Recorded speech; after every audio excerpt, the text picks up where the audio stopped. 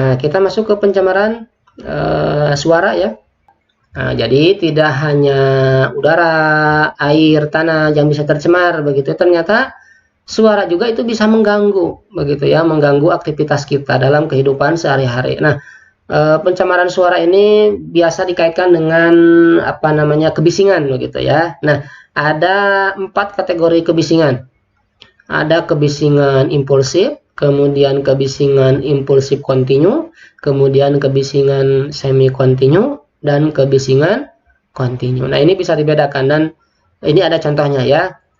Misalnya nomor 1 ya, kebisingan impulsif. Jadi kebisingan impulsif ini adalah kebisingan yang terjadi dalam waktu yang singkat ya, dan biasanya ini mengejutkan lah begitu. Contohnya misalkan suara ledakan mercon secara tiba-tiba begitu ya. Nah, itu kemudian misalkan ada suara dari tembakan senjata begitu ya tiba-tiba, dan juga misalkan suara petir. Nah, itu termasuk ke dalam pencemaran begitu ya, mengejutkan begitu. Kemudian yang kedua itu kebisingan impulsif kontinu ya. Impulsif kontinu itu kurang lebih kebisingan impulsif yang terjadi secara terus-menerus begitu, tapi hanya apa namanya sepotong-sepotong lah begitu ya.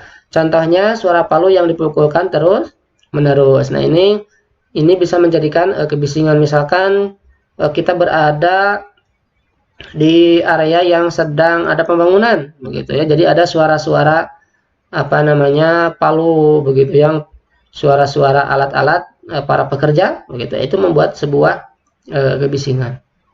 Itu contohnya ya.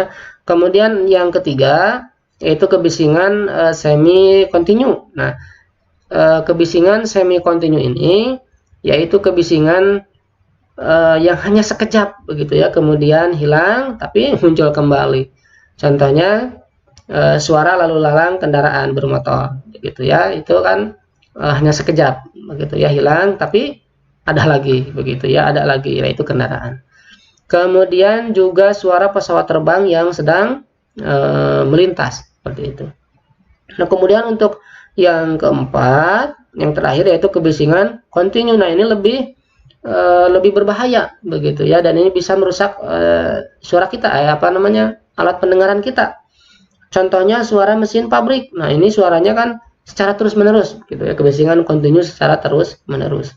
Nah, ini terutama yang berintensitas tinggi sering menjadi penyebab rusaknya pendengaran.